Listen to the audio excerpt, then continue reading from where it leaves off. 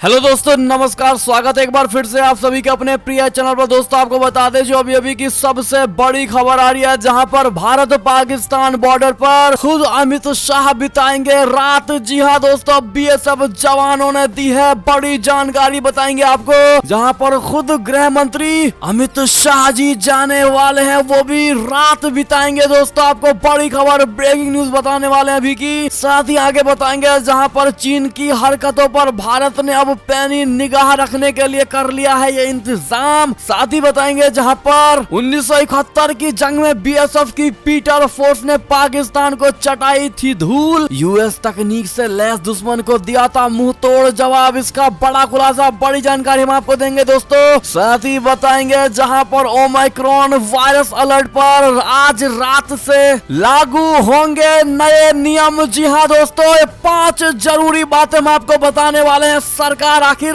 क्या विचार कर रही है और आपको बताएंगे इस राज्य में क्या लगने जा रहा है लॉकडाउन। बड़ी खबर दोस्तों, तो हर तरह की आज आपको जानकारी बताएंगे हम। साथ ही आपको बताएंगे जहां बड़ी खुशखबरी, इस दिन किसानों के खाते में आएंगे 4000 रुपए। तुरंत लिस्ट में अपना चेक कर सकते हैं नाम। जी हाँ दोस्तों, तो हर तरह की खबर बताएंगे, इसीलिए बने रहेगा वीडियो के अंत तक। और अभी खबरों में आगे बढ़ने से पहले हमेशा की तरह मानते हैं कि मोदी जी हैं तो हर चीज संभव है। भारतीय सेना तो अपना देश गर्व से जी रहा है दोस्तों, और आपको भी भारतीय होने पर शान है। तो फटाफट से इस वीडियो को भी कर दीजिए लाइक, चैनल को कर दीजिए सब्सक्राइब, बेल आइकन दबाइए, साथ ही कमेंट बॉक्स में लिख दीजिएगा जय हिंद। जी हाँ दोस्तों, तो बढ़ते हैं पहली और सबसे बड़ी खबर की तरफ, जहां भारत पाकिस्तान बॉर्डर पर अमित शाह जी बिताएंगे रात। बीएसएफ जवानों की करेंगे हौसला अफजाई। जी हाँ दोस्तों, केंद्रीय गृह मंत्री अमित शाह जी 4 दिसंबर को राजस्थान में भारत पाकिस्तान सीमा के पास एक रात बिताएंगे। दोस्तों गृह मंत्रालय के शीर्ष सूत्रों ने न्यूज एजेंसी एएनआई को बताया है कि अमित शाह जी 4 से 5 दिसंबर के बीच राजस्थान की अपनी 2 दिवसीय यात्रा के दौरान बीएसएफ कर्मियों के साथ रहेंगे। गृह मंत्री 4 दिसंबर को जैसलमेर जाएंगे और क्षेत्र में अंतरराष्ट्रीय सीमा पर तैनात बीएसएफ के जवानों से मुलाकात करेंगे। अमित शाह जी के जैसलमेर यात्रा पहली बार वहां मनाए जा रहे बीएसएफ के 57वें स्थापना दिवस समारोह के समय हो रही है। ऐसे में सूत्रों ने बताया कि गृह मंत्री अमित शाह जी 4 दिसंबर को जैसलमेर पहुंचकर देश की पश्चिमी सीमा पर सुरक्षा की समीक्षा करेंगे और बीएसएफ जवानों द्वारा की जा रही रात्रि गश्त पर करीबी से नजर रखेंगे दोस्तों। और वो क्षेत्र में एक सीमा चौकी पर बीएसएफ जवानों के साथ एक रात भी बिताएंगे और ये पहला मौका होगा जब गृह मंत्री अमित शाह जी के पास बीएसएफ जवानों के साथ रात बिताएंगे। दोस्तों गृह मंत्री 5 दिसंबर की सुबह बीएसएफ के स्थापना दिवस कार्यक्रम में शामिल होंगे और फिर जयपुर के लिए रवाना होंगे। बीएसएफ पहले अपना स्थापना दिवस दिल्ली में मनाते थे दोस्तों। 1 दिसंबर 1965 को स्थापित बीएसएफ भारतीय, पाकिस्तान और भारत बांग्लादेश सीमाओं की रक्षा के लिए जिम्मेदार है। ऐसे में दोस्तों अगर आप भी मानते गृह मंत्री हो तो ऐसा किसके जैसा कमेंट में जरूर लिखकर बताइएगा। दोस्तों देखते हैं क्या विचार है भारत की जनता की। साथ ही अगली खबर की बात करें, जहाँ पर चीन की हरकतों पर भारत की पैनी निगाह। लद्दाख में तैनात किए 4 इजरायली ड्रोन। जी हाँ दोस्तों, चीन की गतिविधियों पर कड़ी नजर रखने के लिए भारतीय सेना ने अपनी क्षमताओं को बढ़ाने के लिए इजराइल से 4 हेरॉन ड्रोन मंगवाए हैं। दोस्तों ने लद्दाख सेक्टर में तैनात किया गया है। वास्तविक नियंत्रण रेखा यानी एलएसी पर चीन की विस्तारवाद कोशिशों के बाद भी भारत ने अप्रैल 2020 के बाद से अपने सैनिकों की तैनाती बढ़ा दी है। इंडिया टुडे की एक रिपोर्ट के अनुसार शीर्ष सरकारी सूत्रों ने बताया है कि निगरानी के लिए लद्दाख में एलएसी पर 4 ड्रोन तैनात किए गए हैं और ये चारों नए ड्रोन वर्तमान में सबसे अधिक एडवांस हैं। सूत्रों ने कहा है कि एडवांस ड्रोन की एंट्री जैमिंग क्षमता उनके पिछले संस्करणों की तुलना में काफी बेहतर है। सूत्रों ने बताया कि प्रधानमंत्री नरेंद्र मोदी जी के नेतृत्व वाली सरकार द्वारा रक्षा बलों को दी गई आपातकालीन वित्तीय शक्तियों के तहत ड्रोन हासिल किए गए थे। भारतीय सेना जल्द ही अमेरिका से प्रीडेटर ड्रोन हासिल करेगी, जिससे देश की मानव रहित निगरानी और हमले की क्षमता को और बढ़ावा मिलेगा। दोस्तों आपको बता दें कि भारत संयुक्त राज्य अमेरिका से लगभग 21,000 करोड़ रुपए के 30 प्रीडेटर ड्रोन प्राप्त करने के काफी करीब है। लंबे समय से इसकी प्रतीक्षा भी की जा रही है। करीब 21,000 करोड़ रुपए के इस अधिग्रहण पर चर्चा के लिए हाल ही में रक्षा मंत्रालय में एक उच्च स्तरीय बैठक हुई और ड्रोन उन्नत प्रणालियों और हथियारों के पैकेज से लैस होंगे। दोस्तों ऐसे में कांग्रेचुलेशन कांग्रेचुलेशन जरूर कह दीजिएगा अपने भारतीय सेनाओं को। अगली खबर की बात करें जहां पर यूएसए और चाइना को लेकर खबर, गुआम और ऑस्ट्रेलिया में गतिविधियां बढ़ाएगा अमेरिका। पेंटागन की रिपोर्ट पर चीन ने जताई है आपत्ति। बता दे गुआम और ऑस्ट्रेलिया में अमेरिका के बढ़ते बेस बढ़ाने को लेकर पेंटागन की एक रिपोर्ट पर मंगलवार को चीन ने कड़ी आपत्ति दर्ज की है। चीन ने कहा है कि ये रिपोर्ट वॉशिंगटन के उन प्रयासों को पूरी तरह उजागर करता है जिनके जरिए वो हिंद प्रशांत क्षेत्र का सैन्यीकरण करना चाहता है और इस पर कब्जा करना चाहता है। अमेरिका के एक वरिष्ठ रक्षा अधिकारी ने सोमवार को कहा था कि चीन का मुकाबला करने के लिए अमेरिकी सेना को और बेहतर तरीके से तैयार करने के लिए पेंटागन गुआम और ऑस्ट्रेलिया में अपने बेस बनाने पर ध्यान केंद्रित करेगा। बात करें अगली खबर की जहां पर 1971 की जंग का बड़ा खुलासा, बीएसएफ की पीटर फोर्स ने पाकिस्तान को चटाई थी धूल। यूएस तकनीक से लैस दुश्मन को दिया था मुंह तोड़ जवाब। बता दें सीमा सुरक्षा बल यानी बीएसएफ 1 दिसंबर को अपना 57वां स्थापना दिवस मना रहा है दोस्तों। और इस बल ने 1971 में बांग्लादेश की मुक्ति की लड़ाई में अहम भूमिका अदा की थी। भारत पाकिस्तान सीमा पर ऐसा कोई मोर्चा या पोस्ट नहीं था जहां पर बीएसएफ की बहादुरी के किस्से ना रहे हों। बॉर्डर से लगते नॉर्थ बंगाल में बीएसएफ के डीआईईजी ने पूर्वी पाकिस्तान में तैनात सेना को मुंह तोड़ जवाब देने के लिए चंद दिनों में पीटर फोर्स खड़ी कर डाली थी। और इस फोर्स ने पाकिस्तान की सेना को कई किलोमीटर पीछे खदेड़ डाला था दोस्तों। और सीमा सुरक्षा बल ने मुक्ति वाहिनी के साथ मिलकर मिराजगंज, हाट और डोमर तक के इलाके को सुरक्षित बना लिया था, यानी कि बुरे तरीके से धूल चटाया पाकिस्तानी सेना को। आपकी क्या इस पर राय सुझाव होगी? जो लोग इतिहासकार हैं दोस्तों, जिनको इतिहास पढ़ने में मजा आता है, वो जरूर कमेंट करके बताएंगे इस खबर को लेकर। अगली खबर की बात करें जहां पर कर्ज में डूब जाएगा पाकिस्तान, अब सऊदी से लिया महंगे ब्याज दर पर एक बार फिर लोन। जी हाँ दोस्तों, स्टेट बैंक ऑफ पाकिस्तान ने $3 बिलियन को लेकर सऊदी फंड फॉर डेवलपमेंट के साथ एक समझौता किया है। एसबीपी अपने विदेशी मुद्रा भंडार में सुधार करने के मकसद से यह समझौता कर रही है। डॉन की रिपोर्ट के मुताबिक अक्टूबर आखिरी में सऊदी अरब पाकिस्तान की फाइनेंशियल सपोर्ट को रिवाइव करने को तैयार हुआ था। इसमें $3 बिलियन सुरक्षित जमा और $1.2 बिलियन मूल्य की तेल आपूर्ति डेफर्ड पेमेंट्स पर शामिल थी। पिछले महीने पाकिस्तान के पीएम इमरान खान की सऊदी यात्रा के दौरान यह समझौता हुआ था दोस्तों। बता दें कि डॉन की खबर के मुताबिक $3 बिलियन पर ब्याज के बारे में नहीं बताया गया है, जबकि बैंकिंग सूत्रों का मानना है कि ब्याज दर ग्लोबल मार्केट की तुलना में सबसे अधिक है। और ब्याज दर को लेकर पूछे गए सवालों पर स्टेट बैंक ऑफ पाकिस्तान ने जवाब देने से मना कर दिया है। और बैंक ने बताया है कि समझौते के अनुसार सभी शर्तें गोपनीय हैं और इसका खुलासा नहीं किया जा सकता है। दोनों पक्षों की सहमति के बिना कोई जानकारी नहीं दी जा सकती है। जी हाँ दोस्तों, ऐसे में एक तो वैसे ही पाकिस्तान डूब चुका है दोस्तों, और डूबते को और डुबा रहा है इमरान खान। क्या होगी आपकी राय सुझाव बताइएगा जरूर। बात करें दोस्तों अगली खबर की, लेकिन जिन भाई और बहनों ने इस वीडियो को लाइक नहीं किया, आपसे रिक्वेस्ट है दोस्तों, हमारी मेहनत को सफल करने के लिए हमेशा की ही तरह इस वीडियो को भी लाइक कर दीजिएगा। अगली खबर की बात करें जहां काबुल में स्कूल के सामने हुआ धमाका, हमले में कम से कम 5 लोग हो गए घायल। जी हाँ दोस्तों, काबुल के दरुल लामन रोड में हुए इस बम ब्लास्ट में कम से कम 5 लोग घायल हो गए और ये घायल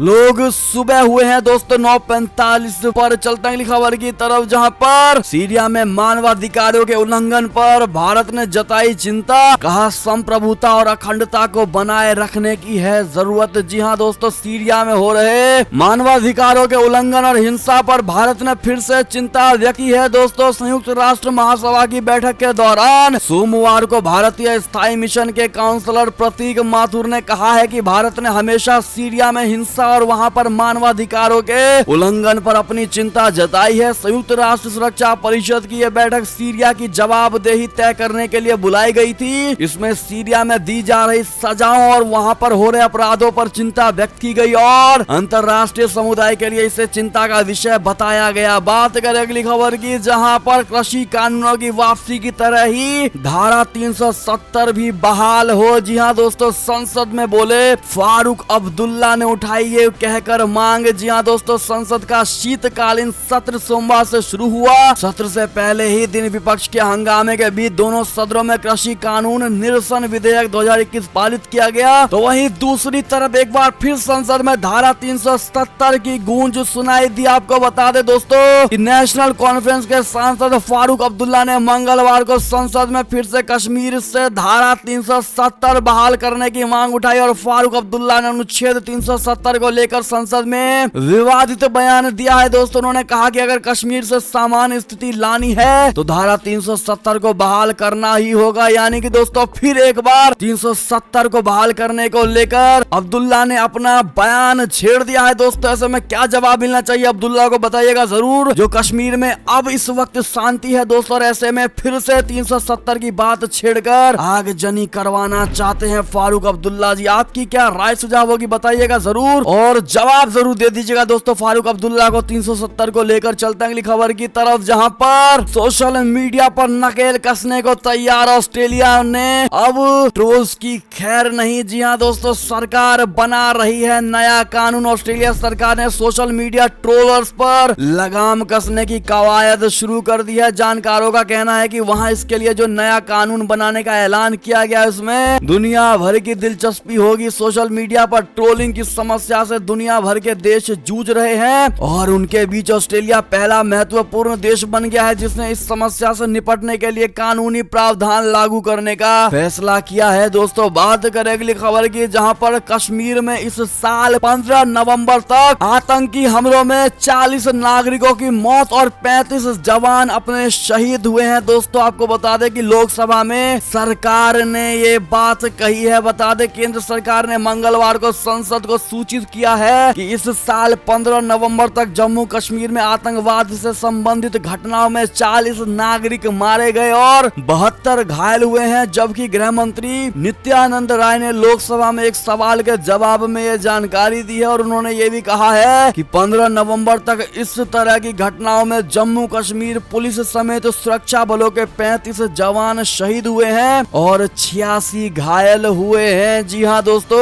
ऐसे में अपने इन 86 घायल को ठीक होने का आशीर्वाद जरूर दीजिएगा दोस्तों। साथ ही 35 जवान जो शहीद हुए उनको श्रद्धांजलि देना मत भूलिएगा। अगली खबर की बात करें, जहां पर नेपाल से बड़ी खबर, भारत की वित्तीय मदद से बने 2 स्कूलों का दारचूला जिले में किया गया है उद्घाटन। बता दें नेपाल स्थित भारतीय दूतावास के मुताबिक देश में अधिकतर विहीन छात्रों के लिए भारत की वित्तीय मदद से बने 2 स्कूलों का उद्घाटन दारचूला जिले में किया गया। इनमें मोती महिला संघ प्राइमरी स्कूल भवन तिनकर में और खलंगा को भारत सरकार की 1 करोड़ 27 लाख नेपाली रुपए की वित्तीय मदद से बनाया गया। जबकि महाकाली में मल्लिकार्जुन मॉडल सेकेंडरी स्कूल का निर्माण 2 करोड़ 30 लाख नेपाली रुपए में किया गया है। यानी कि इन स्कूलों के निर्माण से जिले में शिक्षा का माहौल सुधारने में काफी मदद मिलेगी और इनमें बड़े पैमाने पर हाशिए पर रहने वाले तिनकारी और भूटिया समुदाय के छात्रों को सर्वाधिक राहत मिलेगी। इसके लिए दोस्तों इस पुण्य के काम के लिए मोदी सरकार को आप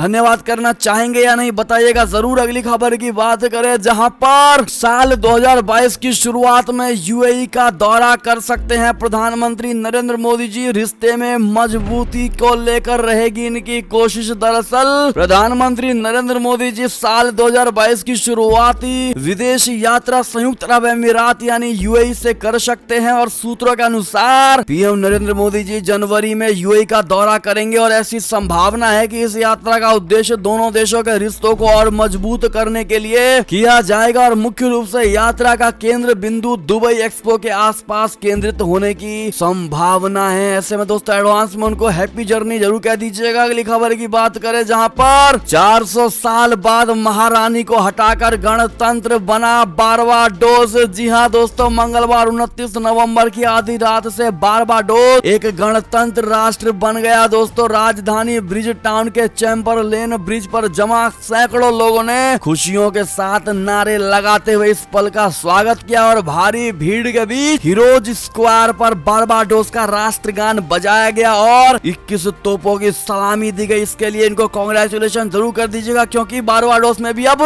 लोक का गणतंत्र बन गया है। दोस्तों अगली खबर की बात करें, जहां पर युद्ध में बढ़त बनाने के लिए 3 लाख और सैनिकों की भर्ती करेगा चाइना। राष्ट्रपति ने खुद दिया है ये आदेश। बता दें जंग के दौरान अग्रिम मोर्चा पर तैनाती के लिए चीन जल्द ही 3 लाख और और सैनिकों की भर्ती करने जा रहा है। चीनी राष्ट्रपति शी जिनपिंग ने युद्धों में बढ़त बनाने के लिए सेना में नई भर्ती का निर्देश दिया है दोस्तों। और एक रिपोर्ट के मुताबिक 3 लाख और सैनिकों की आवश्यकता पड़ेगी। आपको बता दें कल की खबर में आंकड़े नहीं थे दोस्तों, लेकिन अब जो ये ब्रेकिंग न्यूज आई है जहां पर 3 लाख सैनिकों की भर्ती करने जा रहा है चीन। जी हाँ दोस्तों, चलते अगली खबर की तरफ जहां पर स्पुतनिक वी और स्पुतनिक लाइट कोरोना के ओमिक्रॉन वेरिएंट को कर देंगी बेअसर। इसको लेकर रूस ने किया है दावा। बता दें रूस के गमालिया इंस्टीट्यूट ने कहा है कि रूसी कोविड-19 वैक्सीन स्पुतनिक वी और स्पुतनिक लाइट के टीके नए कोरोना वायरस वेरिएंट ओमिक्रॉन को बेअसर कर देंगे। और रूसी प्रत्यक्ष निवेश कोष यानी RDIF के CEO किरिल दिमित्रीव ने एक बयान में कहा है कि स्पुतनिक वी और स्पुतनिक लाइट दोनों कोरोना के नए वेरिएंट ओमिक्रॉन को बेअसर कर देंगी। जी हाँ दोस्तों, बात करें अगली बड़ी खबर की जहां पर ओमिक्रॉन पर भारी अलर्ट। भारत में आज रात से लागू होंगे नए यात्रा नियम। 5 जरूरी बातें आपको बता दे दोस्तों। कोरोना वायरस के नए वेरिएंट ओमिक्रॉन को लेकर भारत सरकार की टेंशन बढ़ती जा रही है, जिस वजह से केंद्र ने अंतरराष्ट्रीय भारतीयों के लिए और अंतरराष्ट्रीय यात्रियों के लिए नए दिशा निर्देश जारी कर दिए हैं, जो मंगलवार को आधी रात से लागू हो जाएंगे। इसके लिए हाल ही में राज्यों और केंद्र शासित प्रदेशों के साथ एक बैठक हुई थी, जिसमें सभी को पूरी तरह से तैयार रहने के लिए कहा गया। हालांकि अभी तक ओमिक्रॉन को लेकर सटीक जानकारी नहीं मिल पाई और ऐसे में वैक्सीन बनाने वाली कंपनियां भी अपनी अपनी वैक्सीन के प्रभाव का आकलन कर रही है। दोस्तों आपको बता दें इससे जुड़ी नियम से जुड़ी 5 बड़ी बातें, जहां पर पहला नियम है जिन देशों में ओमिक्रॉन का जोखिम ज्यादा है वहां के लोगों के भारत आने पर कोविड टेस्ट किया जाएगा। जब तक उनके RT-PCR टेस्ट को रिपोर्ट नहीं आ जाती तब तक वो लोग एयरपोर्ट के बाहर नहीं जा सकते दोस्तों। साथ ही दूसरा नियम, अगर विदेश से आने वाला कोई यात्री पॉजिटिव पाया गया तो उससे आइसोलेट कर उसका इलाज किया जाएगा। तीसरा नियम, जोखिम वाले देशों के यात्रियों को परिणाम आने तक एयरपोर्ट पर इंतजार करने की सलाह दी जा रही है। और जोखिम वाले देशों में 44 देश शामिल हैं, जिनके नाम हमने स्क्रीन पर दिखा दिया है दोस्तों। चौथे नियम की बात करें तो राज्यों को सलाह दी गई है कि वो निगरानी में लापरवाही ना करे और हर एयरपोर्ट, बंदरगाह या फिर जमीनी सीमा पर विदेशी यात्रियों की पूरी जांच करे। जी हाँ दोस्तों, साथ ही 5वीं नियम, केंद्र ने उन क्षेत्रों की निरंतर निगरानी की सलाह दी है जहां हाल ही में पॉजिटिव लोगों का बड़ा ग्रुप मिला है। और साथ ही जीनोम सीक्वेंसिंग के लिए सभी पॉजिटिव सैंपल को तुरंत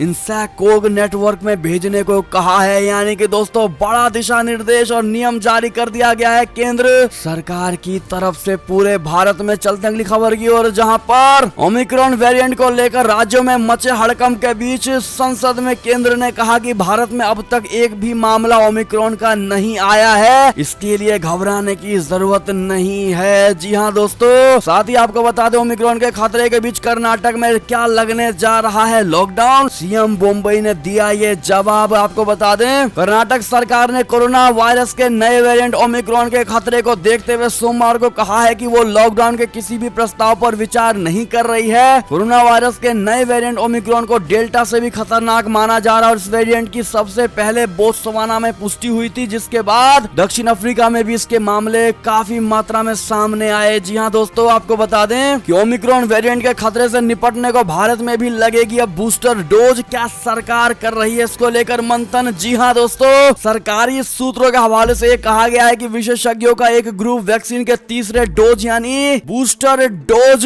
को लेकर पॉलिसी बनाने पर काम कर रही है। जल्द ही इस पर विचार कर लिया जाएगा और हो सके तो बूस्टर डोज लगा दिया जाएगा। ऐसे में कितने भाई बहन हमारे ऐसे हैं जिनको दोनों वैक्सीन यानी दोनों डोज लग चुकी है दोस्तों वैक्सीन की? कमेंट में जरूर बताइएगा, देखते हैं कितने भाई बहन है ऐसे। और साथ ही जिनका सेकंड डोज लगने वाला है वो भी बताइएगा जरूर दोस्तों। बात करें अगली खबर की जहां पर 3 दिन में दूसरी बार भाजपा ने सपा बसपा को दिया तगड़ा झटका। पूर्व विधायक जगपाल सिंह समेत कई नेता पार्टी में हुए शामिल। जी हां दोस्तों, यूपी विधानसभा चुनाव जैसे जैसे नजदीक आ रहा है वैसे वैसे नेताओं का पाला बदल तेज हो रहा है दोस्तों। भाजपा ने मंगलवार को एक बार फिर सपा बसपा को झटका देते हुए कई नेताओं को पार्टी में शामिल किया है। इनमें सबसे बड़ा नाम 4 बार के पूर्व विधायक बसपा नेता जगपाल सिंह का नाम शामिल है। और भाजपा ने पूर्वांचल से लेकर पश्चिमी यूपी तक के कई नेताओं को पार्टी में शामिल किया है दोस्तों।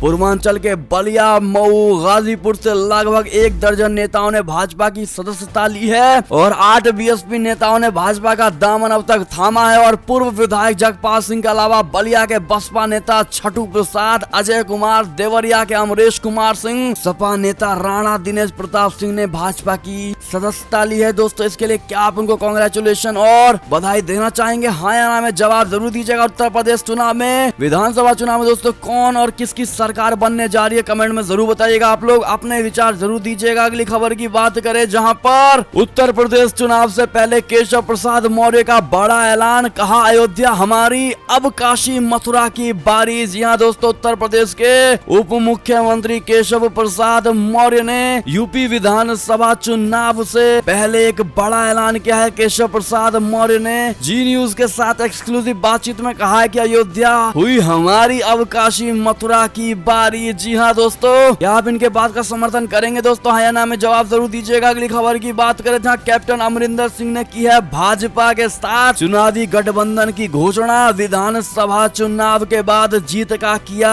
दावा। बता दे, पंजाब के पूर्व मुख्यमंत्री कैप्टन अमरिंदर सिंह ने विधानसभा चुनाव 2022 में चुनावी जीत का दावा किया है। कांग्रेस से अलग होने के बाद उन्होंने पंजाब लोक कांग्रेस का गठन किया और अब वे अगले चुनाव में पंजाब लोक कांग्रेस व सहयोगियों की सरकार बनाने का दावा कर रहे हैं। और साथ ही कैप्टन अमरिंदर सिंह ने अब भारतीय जनता पार्टी के साथ विधानसभा चुनाव लड़ने के भी संकेत दे दिए हैं और उन्होंने साफ कर दिया है कि भाजपा की थोड़ी सी मदद से वे अगली सरकार अवश्य बनाएंगे। ऐसे में अमरिंदर सिंह के फैसले का आप सराहना करते हैं नहीं, बताइएगा जरूर। दोस्तों अगली खबर की बात करें, जहां पर पूरे देश में एनआरसी लागू करने पर नहीं लिया गया कोई फैसला। पिछले 5 सालों में 4177 लोगों को दी गई नागरिकता। जी हां दोस्तों, गृह मंत्रालय ने इस पर बड़ा बयान, बड़ी जानकारी दी है। लोकसभा में मंत्रालय ने कहा है कि पिछले 5 सालों के दौरान 4177 लोगों को भारत की नागरिकता दे दी गई। और एमएचए ने बताया कि नागरिकता अधिनियम 2019